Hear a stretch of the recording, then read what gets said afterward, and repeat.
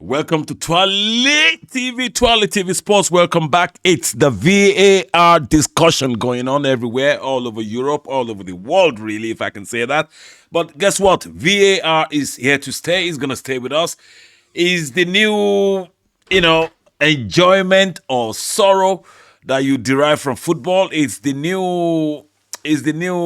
I just don't know how to phrase VAR's involvement in football in the last 6 years, because when VAR was first introduced just 6 years ago during Russia 2018, I was involved with a project with a TV network covering the games in Russia, and I remember calling the producer in Russia saying, "Oh, how about having a segment to discuss all these new VAR dramas?" And obviously, the reckon is not, big enough to create a segment for, and it didn't happen. So since then, I've created that FAR, Fans Assistant Referee. I just thought it's a very good alternative to what I was watching in front of me 6 years ago. That I love this drama. It's a go. No, it's not a go. You've already celebrated, and then you're brought down again. All your highs becomes low all of a sudden. And if you feel, oh, they got away, it didn't happen. Oh, that was a foul. And then the VAR brings it back, and then you get the decision, and then you get a penalty, and then you score. Then your lows become high all of a sudden.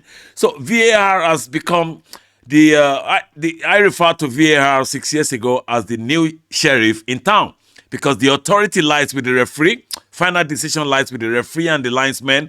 But because of the mistakes that were, that can't be corrected, through a human eye or through human perception of things, because things happen split of seconds sometimes in football, and we seems to believe that VAR will give us 100%, 100% result, or should I say 100% decision making that will be 100% accurate.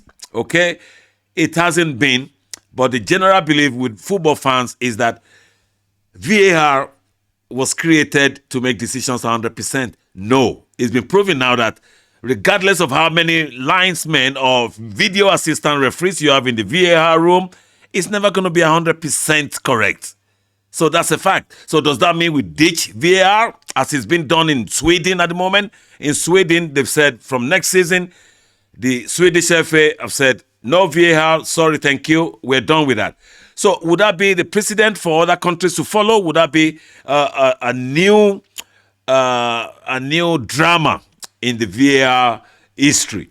So in a very short lifespan of VAR, my conclusion is that we will continue to live with this drama, which I can kind of enjoy. Really, it's a new dimension to football ecstasy. That's the word. Scoring a goal is the ecstasy. Is the purpose of playing football.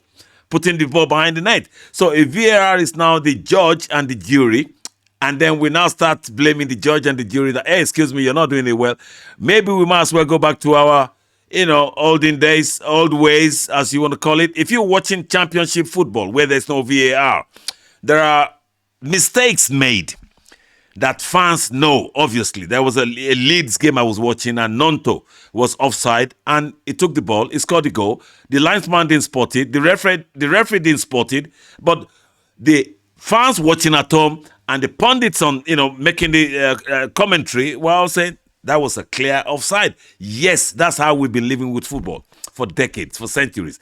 But now, to bring a correction value to referees' decisions, that yes, referees do make mistakes, then we can correct it and make it 100%. It's never going to happen. Okay? Nottingham Forest are in big trouble for insinuating that the VAR assistant referee, or one of them, I can't remember the referee's name, TWALE or whatever, yes, that he is a Luton fan. And they made that very public. Okay? Yes, you can have conspiracy theory behind your closed doors. You can say whatever you like, within friends. But once you're in the public domain, once you raise your head above the normal parameters, you do not say things like, yes, referees are corrupt or suspicious or dodgy or taking bunks without approve. Okay?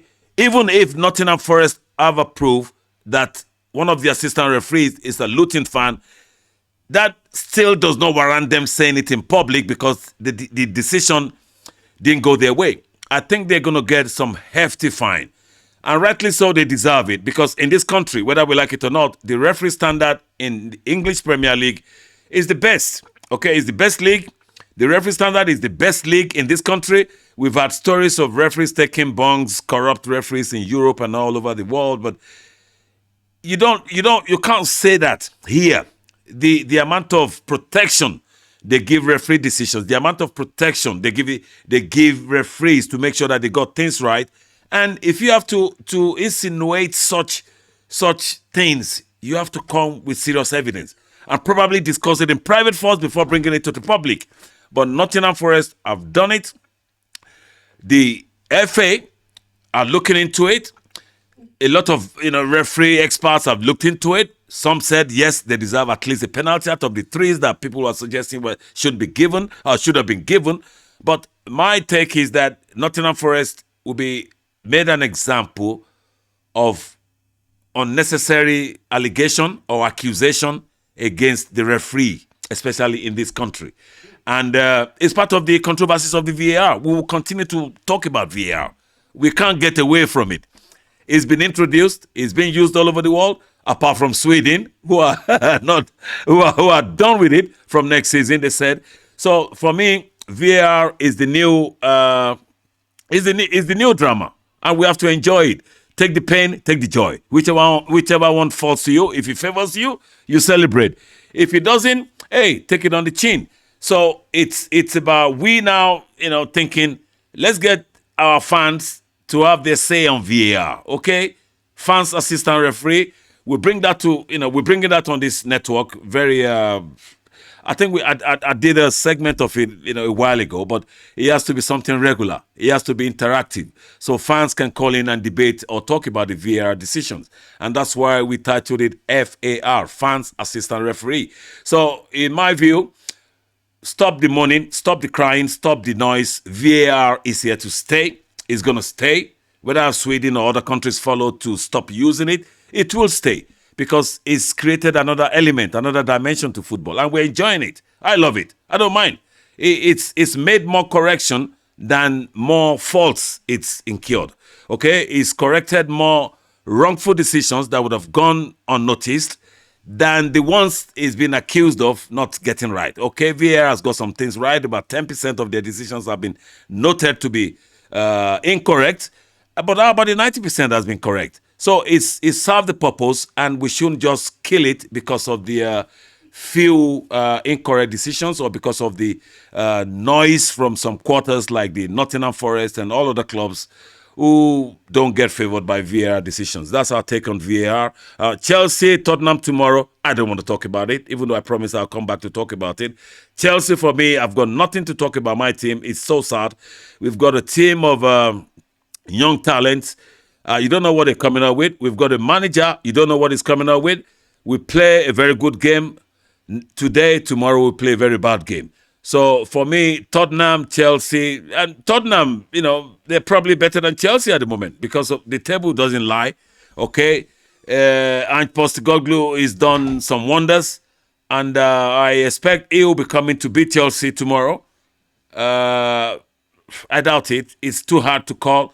But I wish my team best of luck. I'm just too upset to talk about Chelsea because I don't want anything shoved down my throat tomorrow. So I'll say I'll give us a good chance because whenever we play any of these big clubs, we do play well. All the big clubs we played against, the top six, we played very well. In fact, we outplayed most of them. We outplayed Liverpool, we outplayed City, we beat Man U. So we do well against the top clubs. But then what follows? Trouble again. All right, guys. We'll continue tomorrow. There's so many things we need to talk about, but it's just about VAR tonight.